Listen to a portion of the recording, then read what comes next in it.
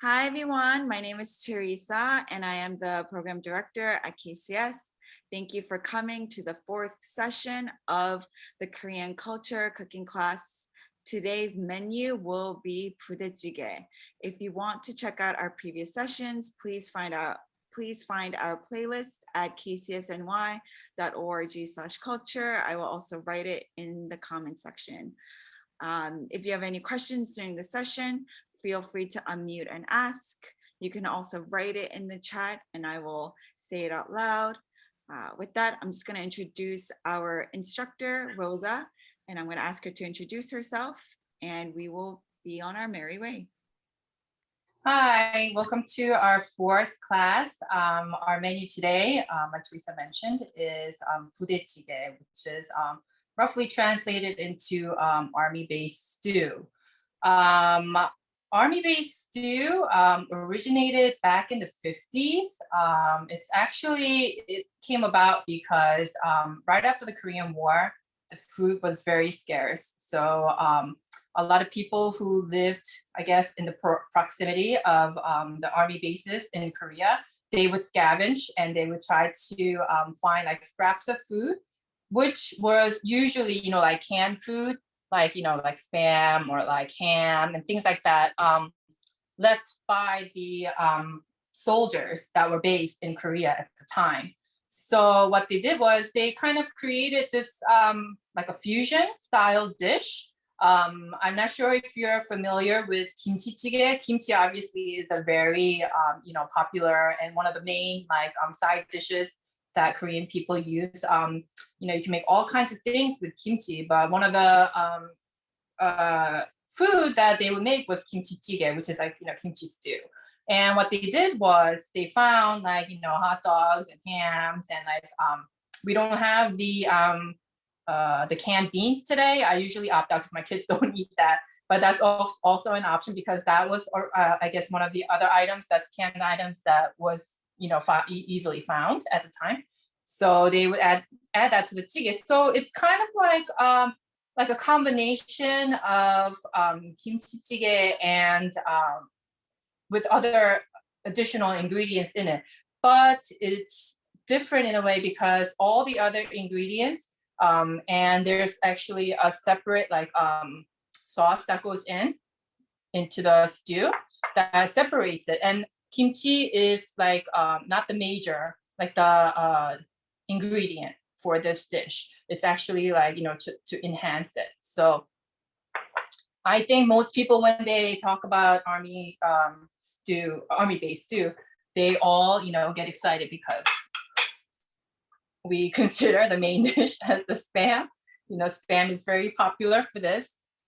So although it may not seem like the healthiest dish, it's got, it's actually, I think for more elderly Korean people who actually went through the war, it's kind of like a dish that is, that might bring like sadness to them because it brings back memories of, when they were poor or when they didn't have enough food. Nowadays, it's very popular. When you go to Korea, they even have, oh, sorry, my scooter now.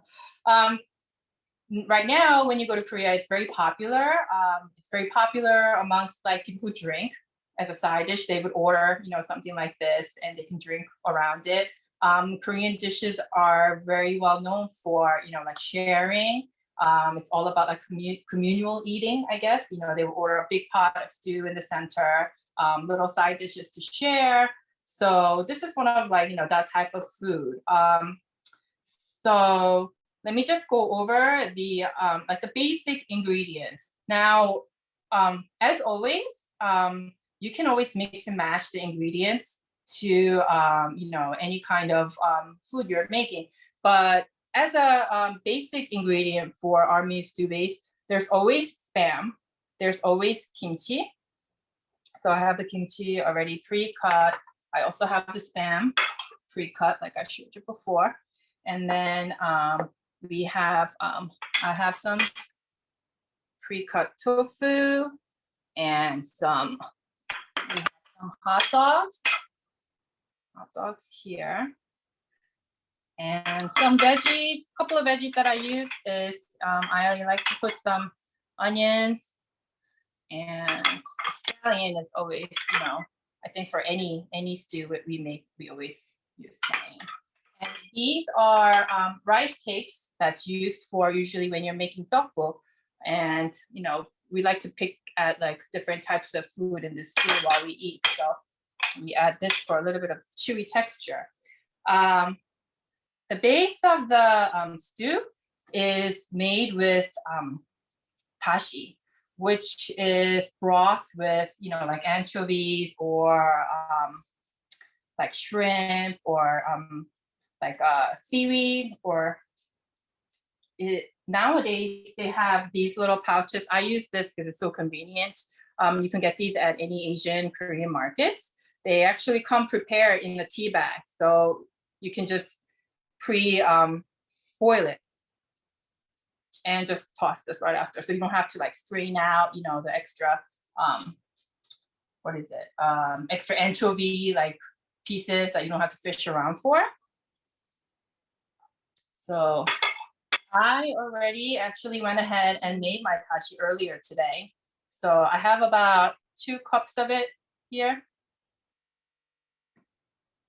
So this amount, this recipe, I think will cook. It's enough for good like 4 or 5, even maybe 6 people.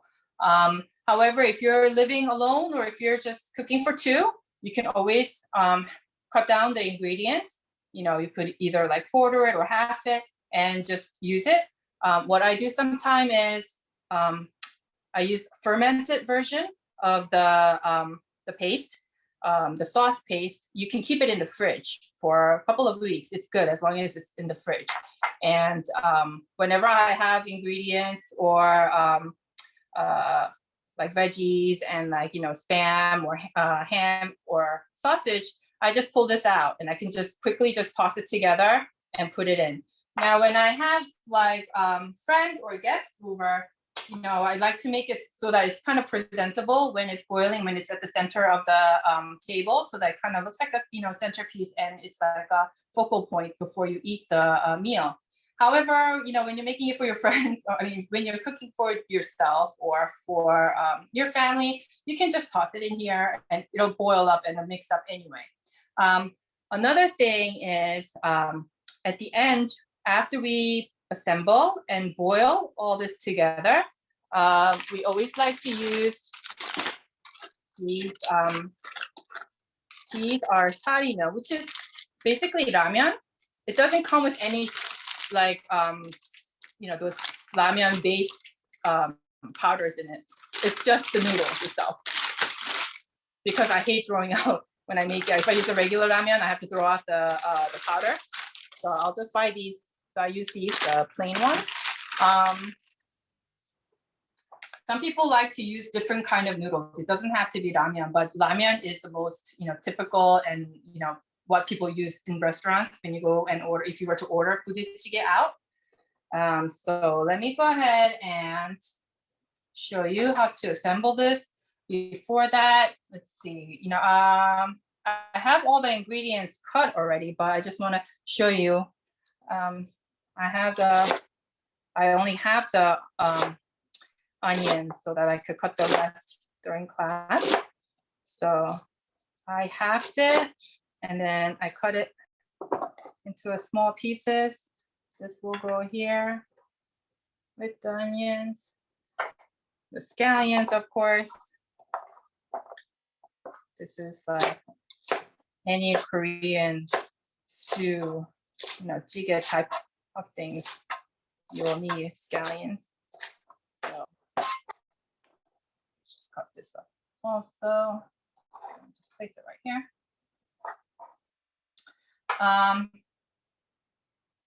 Hot dogs, again, because we have Spam, it's not really necessary, but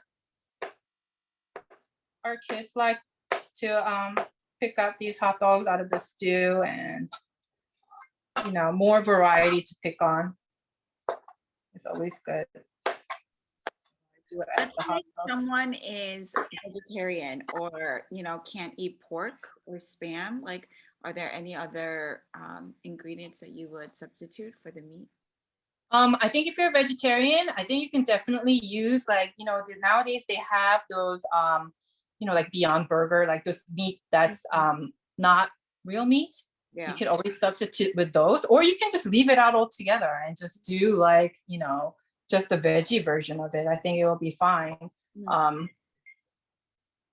Usually, when you do army base stew, I think people want to eat it for the salty, like savory saltiness. So if you can substitute and find anything that suits your diet, that goes with your vegetarian diet, that has some sort of like savoriness to it, I think you can add it, and I think it should work out fine.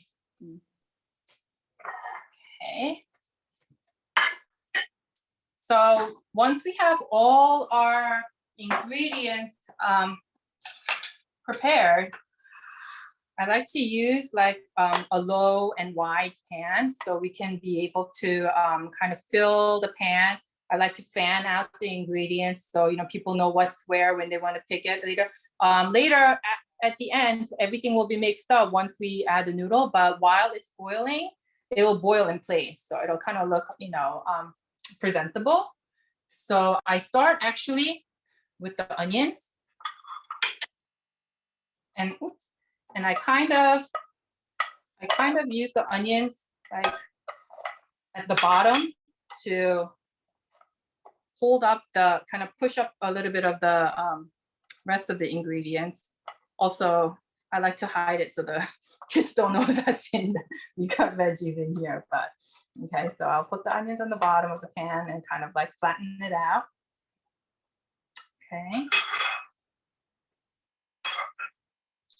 And then Spam right here, Spam slices.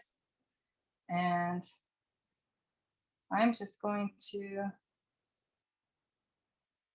fan them out on each side like this.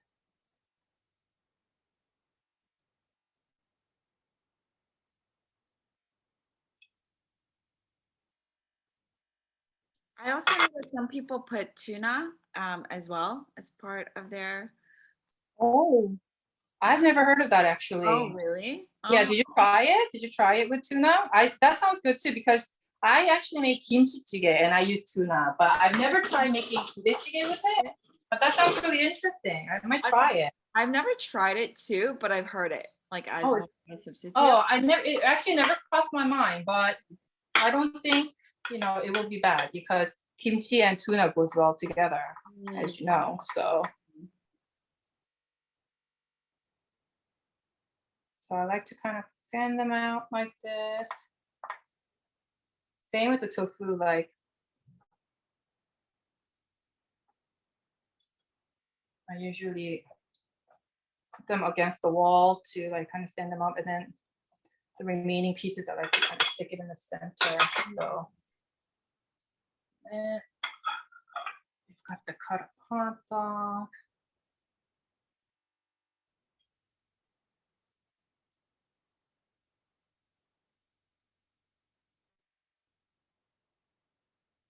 So a lot of people like to eat this with rice, obviously, but a lot of people also order this as like a side dish when they are drinking. I think like soju. It's not like a beer side dish, but when people are drinking soju, they like to eat something with some sort of like soup base. I'm just gonna put a lot of rice cakes in here because we like rice cakes in this house. And then we got some kimchi. We don't want to put too much kimchi because we don't want the kimchi to overpower the sauce, because we're not making kimchi jjigae. Just rinse my hair. Sorry, my rice cooker is making big noise. And then lastly, scallion. So scallion, I like to do kind of like half and half. I put like half in it while I boil it, and then I like to add the remaining half like right before I serve it. so that the flavor goes into the stew, but I also don't want like soggy scallions in the serving. So, all right. So you can see, I don't know, you can try to make it look a little presentable by fanning it out a little bit. You know, it's not too hard, but I think a lot of people are, you know, impressed when you bring out a dish, you know, like this. Yeah. Okay. And then, of course, we've got the paste that I pre-made. So let me just go over the ingredient with you in here. So I have gochujang and gochugaru in here. They're both like 2 tablespoons each. And then I have minced garlic, which is 1 tablespoon. And then I have about 3 tablespoons of soy sauce and 1 tablespoon of sugar. Sugar is optional. Some people like to leave it out because they don't want like sweetness. I usually leave it out when I use the onion because the onion gives you that sweetness from itself. So today I have onions in here, so I didn't put any sugar in here. But you can try it out. Sometimes if you don't put any onion in, you might need additional sugar in here to kind of balance it out. Okay, so let me just turn on the stove to medium high. And then of course we've got the 2 cups of dashi. We might not need all of this. You just want enough dashi in here so that all the ingredients are kind of like submerged. It doesn't have to be like over the ingredient, because as you boil, it'll also let out, you know, more moisture. So you can see here that it's not completely submerged, but this is fine. And then we'll add the paste that we have.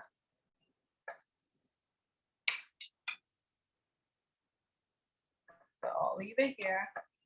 We're gonna mix it in later, but once it starts boiling, the sauce will mix with all the rest of the ingredients. So this is a big serving. I think this is good for like one family. So I'm just gonna give a little bit of time for this to boil. Just make sure it's showing. Meanwhile, my rice is done. And let's save the scallion. Okay, so we're done with. Let me just get a cap for the pan so that it boils a little faster.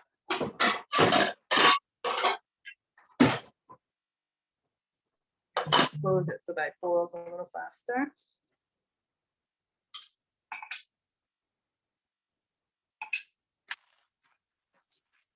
So sometimes I even put the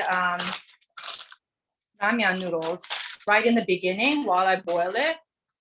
That's for people who like noodles a little softer. My family, personally, they like to eat it in the end. After some of the spam and like all the ham and tofu and all the ingredients are taken out, it gives a little bit more room for it to cook in it. So we'll put it in the end, and the kids will like, they like to just pick at the noodles in the end. But that's also up to your preference. If you like a little undone noodles, I know some people like the noodles a little bit, you know, like al dente, I guess. And some people like it softer. So you can either choose to put it in the beginning while it's boiling like this, or you can boil this completely and start eating it. And then once, like maybe if you're done with like half of the ingredients already, you'll have some room in the pan and you can add the noodles afterwards. So it's not too much liquid in here. So I could see it's like already boiling. It doesn't take that too long to cook.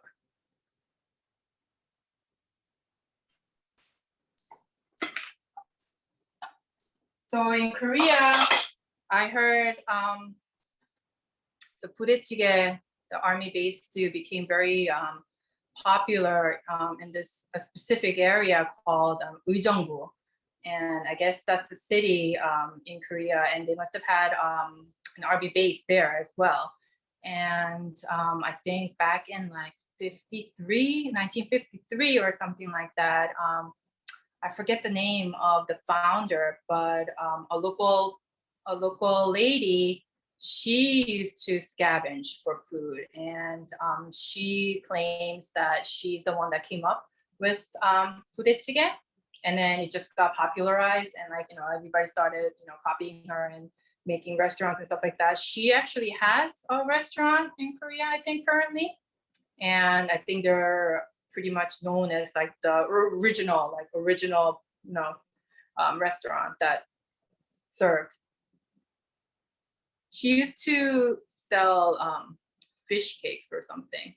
So the name of the restaurant that she has is like 오뎅 식당 or something like that, which translates to like fish cake restaurant.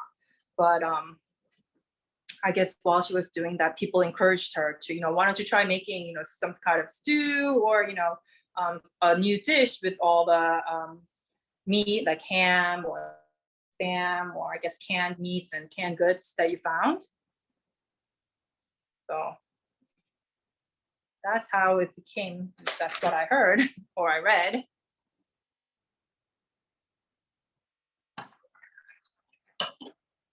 For boiling.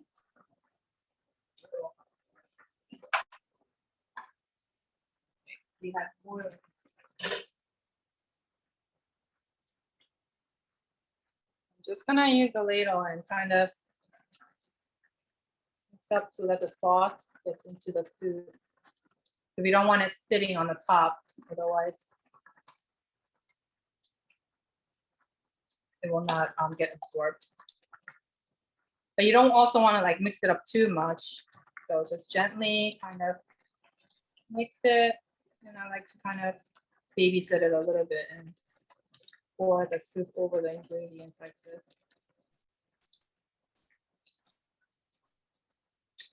So Why I do you, think that, go ahead.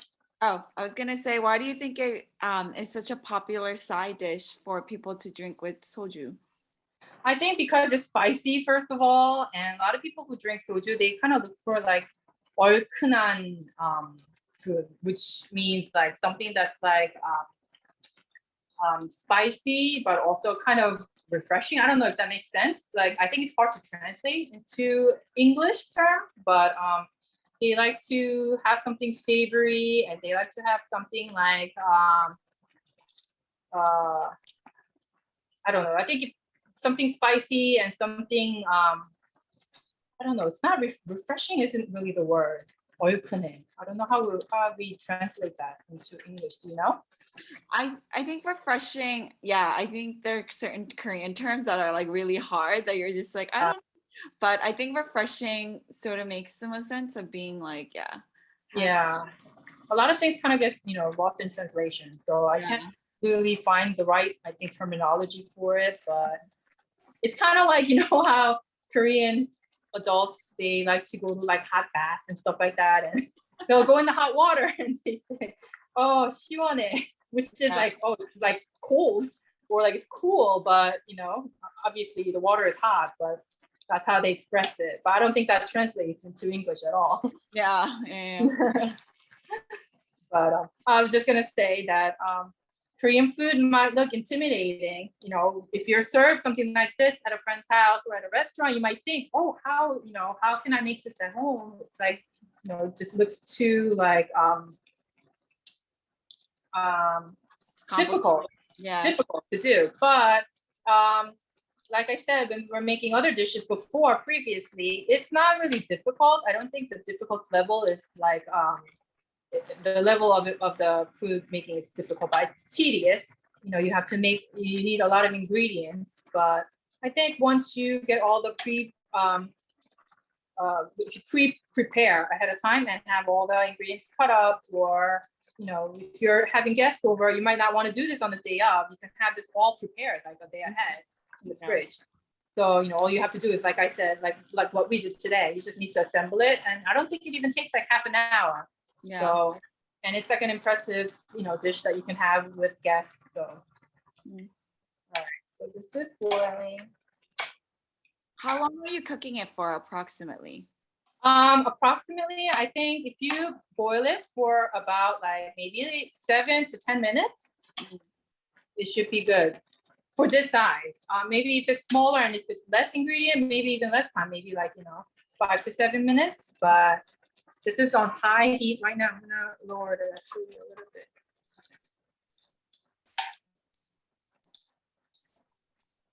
Now, if you find it a little bit too salty, you can always add a little more water. Because I find that the savoriness and the saltiness kind of differs every time I make because of the different type of sausage I use. Some are very, very salty, and some are not salty. So sometimes if I use the wrong kind of sausage, the Spam, I know it's salty, but you can kind of know like how salty it is. But the sausages, I think depending on the brand, sometimes it's very salty, and sometimes it's not. So I'll just boil it, and I'll just take a little taste of the stew itself and check and see if I need extra broth or not. Which sausage brand did you use for this one? This one was, I think, Ballpark, and Ballparks are not too salty, so I used that. Okay, so I'm gonna lower the heat a little bit. So this is basically done. This is basically finished. So what I do is, well, I have the extra scallions here, but I'll cut up the noodle, work it up a little bit so that it's easier to take out later. Add this. So if you add noodles, you might find that you need extra broth in here. So if you have extra dashi 국물, the dashi that we made, you can use that. If you don't, it's fine. You can just add water. I happen to have dashi left because when I do make it, I make extra. You can always make extra. Keep this in the fridge too, and you can use it for other dishes as well. So I'm just gonna pour this over a little bit. Can you let them know what other dishes that you can make it with dashi? Any kind of broth-based dish, I like to use dashi for instead of just water. So like any kind of like, if you make 된장찌개, which is the soybean paste stew, or if you make kimchi jjigae, even just like soup base when you're making like, mireokguk or any kind of Korean dish that requires some sort of like broth to be incorporated and it calls for water, I usually like to use broth. If it's like a hot dish like this, like a hot pot or like, something that you need to boil. Okay.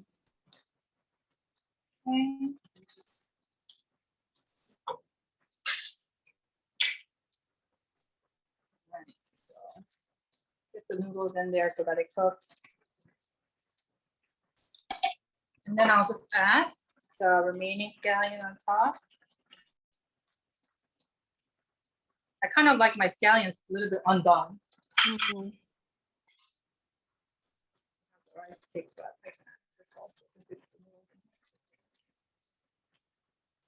doesn't go to waste.